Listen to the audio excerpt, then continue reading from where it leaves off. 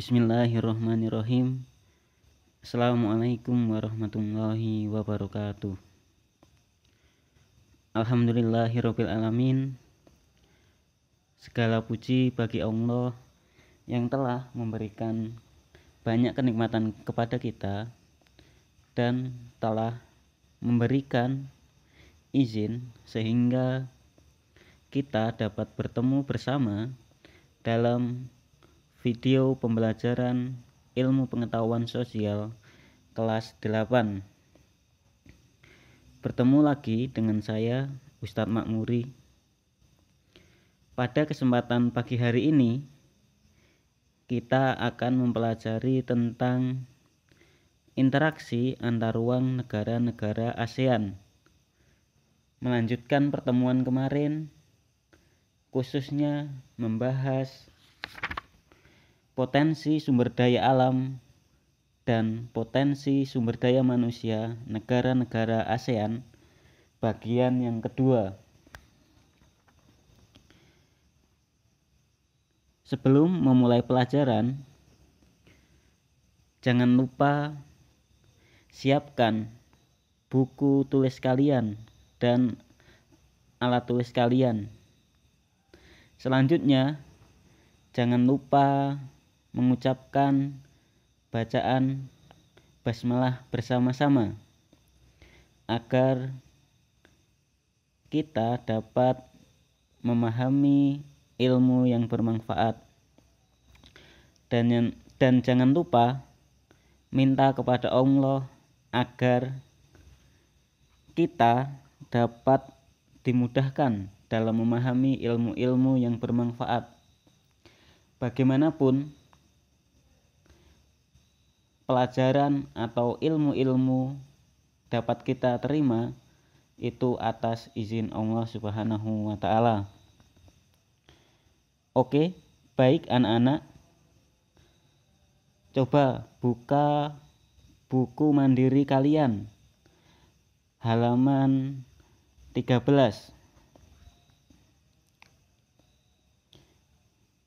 Santriwan dan santriwati kelas 8 SMP IT Bina Insani. Langsung saja kita mulai pelajaran pada pagi hari ini.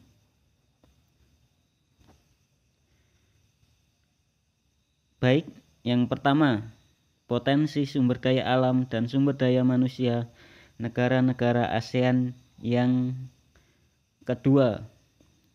Pada pertemuan kemarin kita sudah membahas 5 negara, yaitu negara Brunei Darussalam, Filipina, Indonesia, Kamboja, dan Laos. Pada pertemuan hari ini kita akan membahas 5 negara lagi, yaitu negara Malaysia, Myanmar, Singapura, Thailand, dan Vietnam. Yang pertama, kita akan membahas negara Malaysia. Malaysia merupakan negara penghasil karet terbesar di dunia. Komoditas ekspor Malaysia adalah timah dan hasil pertambangan.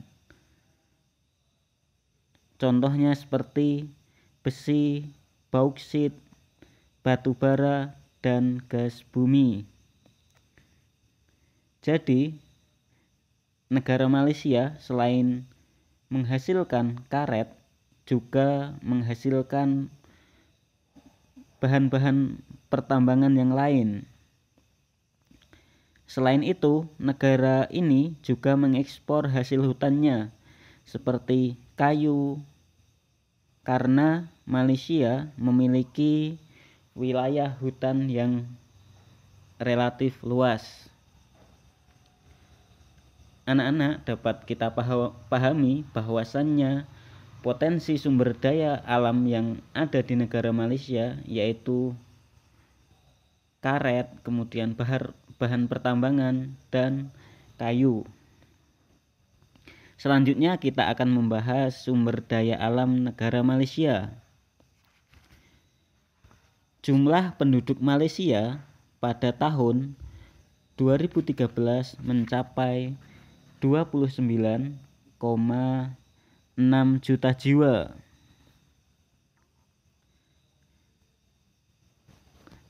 Bahasa resmi yang digunakan adalah bahasa Melayu dan mayoritas penduduk Malaysia memeluk agama Islam.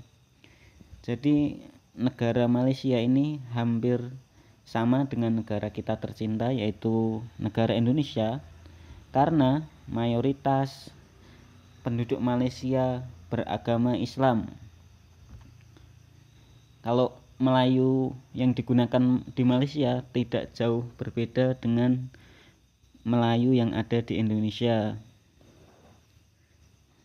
Jadi mungkin kalau kalian main ke negara Malaysia, mungkin cobalah untuk menggunakan bahasa Melayu. Kemudian beberapa etnis yang dapat dijumpai di negara Malaysia yaitu Melayu, Tionghoa, dan suku lokal yang lain. Dan ada juga India dan yang lainnya. Selanjutnya yaitu negara Myanmar. Penduduk negara Myanmar, mata pencahariannya berada pada sektor pertanian. Negara ini menghasilkan teh, tembakau, gandum, jagung, dan padi. Padi merupakan hasil pertanian terbesar di Myanmar. Selain itu, negara Myanmar juga dikenal sebagai penghasil batu mulia seperti jade, rubi, dan safir. Selanjutnya, penduduk Myanmar terdiri dari beberapa kelompok seperti Myanmar, San, Karen, Rakhine, dan kelompok yang lain yang bukan penduduk lokal asli Myanmar. Bahasa yang digunakan di Myanmar yaitu bahasa daerah masing-masing yang ada di negara Myanmar. Ya hampir sama dengan Indonesia. Di Indonesia kan bahasa utamanya bahasa Indonesia. Selain itu juga terdapat bahasa-bahasa daerah yang lain seperti bahasa Jawa, bahasa Sunda, dan lain-lain. Agama mayoritas yang dianut oleh penduduk negara Myanmar adalah agama Buddha, yakni sebesar 89% penduduk Myanmar menganut agama Buddha.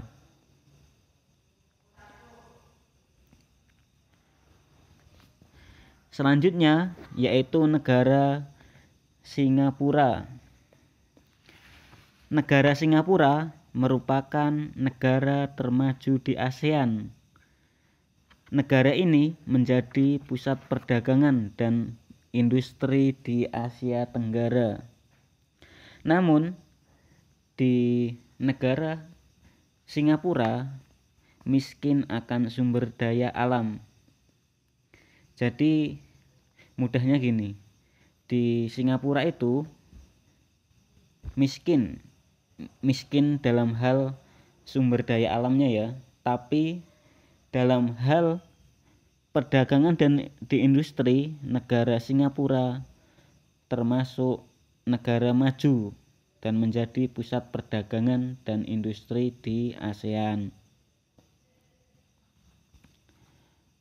Berbagai industri dapat ditemukan di wilayah Jurong. Kemudian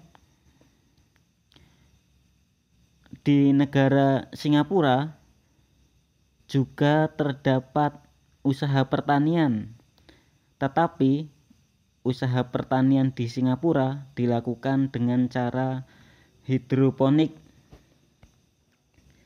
Jadi cara hidroponik itu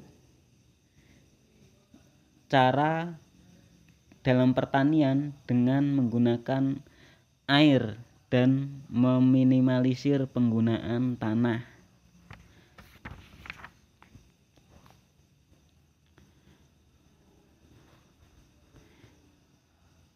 Di Singapura, ekonominya sangat bergantung pada ekspor dan pengolahan barang impor, khususnya di bidang manufaktur. Jumlah penduduk Singapura pada tahun 2013 kurang lebih mencapai 5,4 juta jiwa.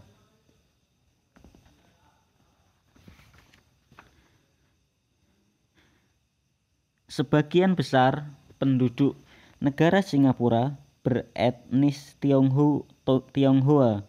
Selebihnya adalah keturunan Melayu, India, dan lainnya. Bahasa yang paling banyak digunakan di negara Singapura adalah bahasa Mandarin dan bahasa Inggris.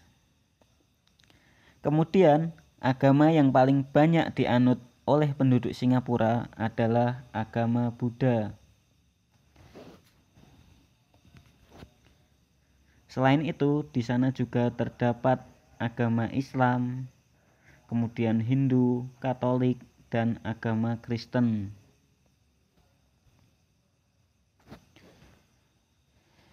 Selanjutnya yaitu negara Thailand. Thailand merupakan negara agraris atau negara pertanian. Negara ini menjadi gudang berasnya di Asia Tenggara. Daerah pertaniannya terdapat di daerah aliran sungai Chao Phraya. Jadi nanti misalnya ada soal negara apa yang menjadi negara lumbung padi utama di Asia Tenggara, jawabannya adalah negara Thailand.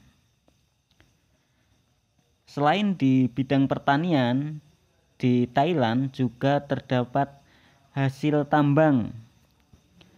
Hasil tambangnya dapat berupa minyak dan gas.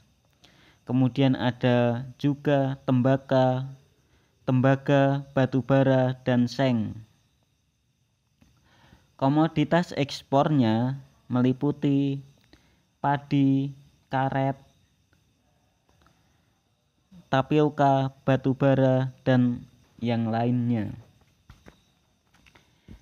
Kemudian jumlah penduduk negara Thailand pada tahun 2013 mencapai 67,4 juta jiwa. Etnis terbanyak di Thailand adalah etnis Thai, yakni sebesar 75%. Dan sisanya adalah etnis lainnya. Bahasa yang digunakan negara Thailand adalah bahasa Thai. Selain itu juga terdapat bahasa Inggris. Agama mayoritas negara Thailand yakni agama Buddha sebesar 94,6%. Selain itu juga terdapat agama Islam sebanyak 4,6%.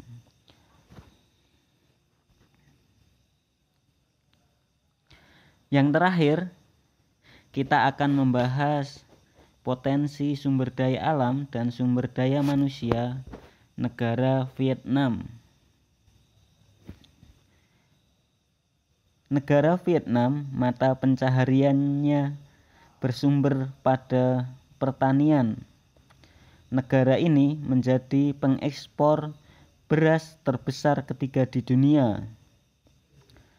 Selain beras, Vietnam juga memproduksi berbagai macam sayuran, jagung, ubi jalar, teh, dan yang lain-lain. Saat ini, industri yang berkembang di Vietnam adalah industri pengolahan bahan makanan, penggilingan padi, dan tekstil. Jumlah penduduk Vietnam pada tahun 2013 mencapai sekitar 92,5 juta jiwa. Sebagian besar penduduk Vietnam beretnis Kinh, yakni sebanyak 85,7%. Bahasa resmi yang digunakan adalah bahasa Vietnam. Selain itu juga terdapat bahasa Inggris, bahasa Mandarin, dan Khmer. Kemudian, mayoritas penduduk Vietnam beragama Buddha. Hampir sama dengan Singapura dan Thailand. Baik anak-anak, demikian tadi pembahasan tentang sumber daya alam dan sumber daya manusia di negara-negara ASEAN. Dapat kita simpulkan bahwasannya potensi sumber daya alam di negara-negara ASEAN kebanyakan itu berasal dari sektor pertanian. Baik anak-anak, santriwan dan santriwati kelas 8, demikian yang dapat Ustadz sampaikan. Kurang lebihnya mohon maaf. Semoga menjadi ilmu yang bermanfaat. Assalamualaikum warahmatullahi wabarakatuh.